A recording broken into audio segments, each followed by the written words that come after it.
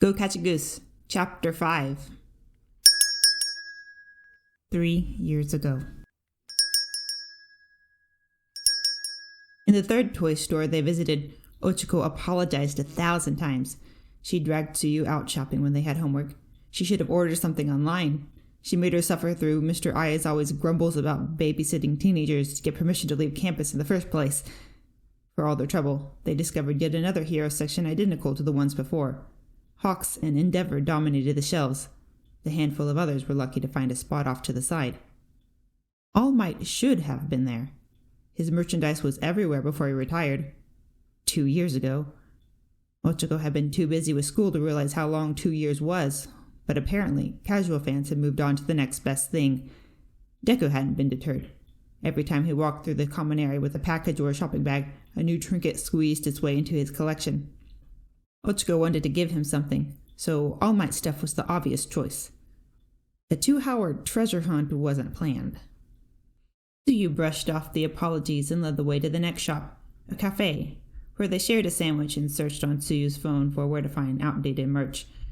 They weren't too far off, and a 20-minute walk later, Tsuyu extended a finger towards the back of a department store. Ochiko's eyes widened as they landed on a bright patch of red, blue, and yellow. "They've got it!" "See? I told you they'd have it somewhere," said Tsuyu. Together, the girls sorted through the display for something Deku would like. There was a little bit of everything. Mini figurines that used to be sold in coin machines, pens and pencils she'd expect in a stationery store, All Might socks and All Might underwear. Tsuyu dug out All Might temporary tattoos and a coloring book and asked, "How about this?" Which made Ochiko giggle. Deku's a nerd, but he's not 5 years old. "I bet he has these," Tsuyu said of a shiny pack of stickers. "Come on. You've seen his room. You think he wouldn't buy stickers?" The clothes were a no. Price tags on the shirts and hoodies reflected their limited status, and Deku didn't wear superhero cosplay anyways. They passed on the action figures locked up in plexiglass, also expensive and likely duplicates of Deku's collection.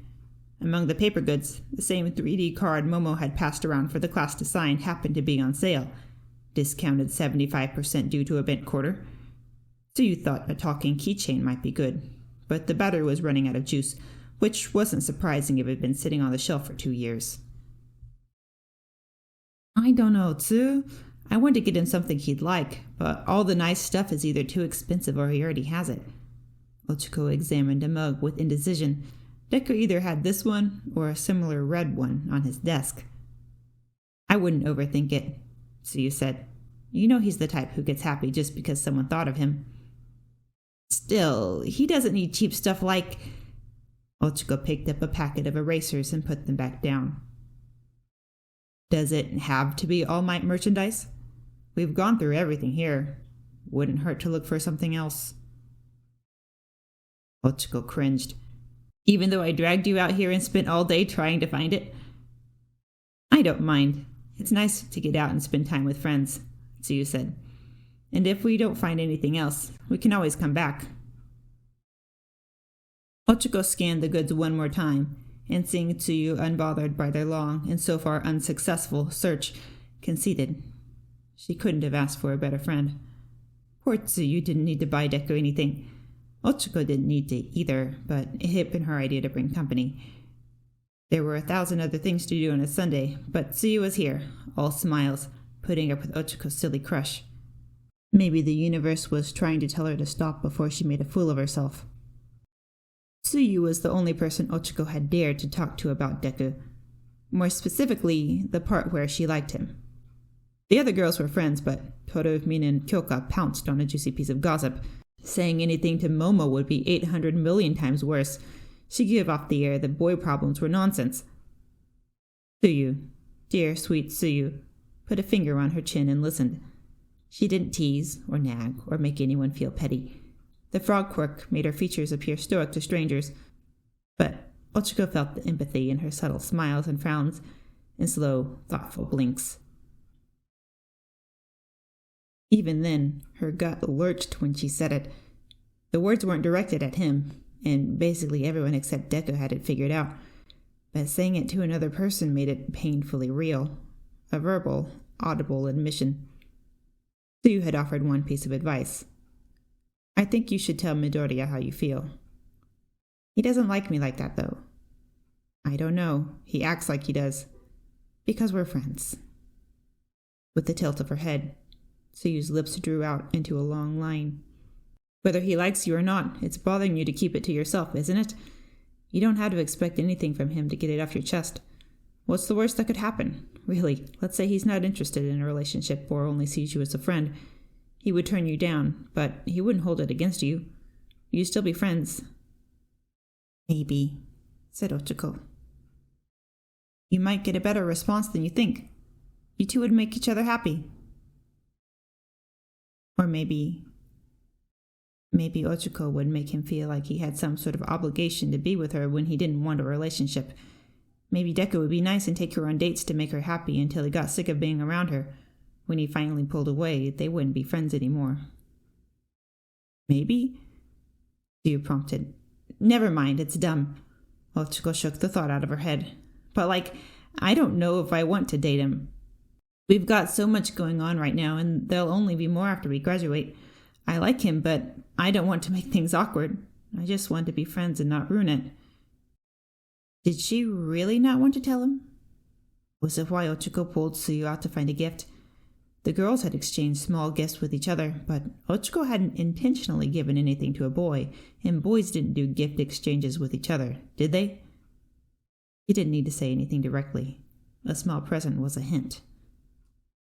Back at the dorms, Toru and Aoyama put up the streamers that came out every few weeks. Sato baked a cake to feed 20, and Ida wrapped the class gift. Deku blushed like a freckled strawberry when the class sang to him, but quickly forgot his embarrassment when he unwrapped a 5,000-piece multi-area all-night jigsaw puzzle. Oh, you want to put it together? Ochako blurted out. He did. They dumped the box on a common room table and sorted the pieces by colors, costumes, and poses that he knew by heart.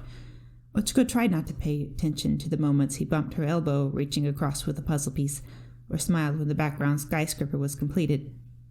Because they were friends. Her sitting beside him wasn't anything special. And she loved having him as a friend. His energy was infectious. 5 years from now, she was certain he'd be a top 10 hero. The moment they graduated, he'd be working his way up the ranks. He'd mentioned sidekick positions in Fukuoka, Hokkaido, and even America. And who wouldn't want Deku? He was amazing. A year from now, they might not be seeing each other much, but Ochako knew he was doing exactly what he should. She wouldn't say anything to stop him. She had her future lined out, too. Ochako and Tsuyu had both signed 2-year contracts with Ryukyu, guaranteeing them both the best experience and exposure. She couldn't be more thrilled to be working under a top 10 hero.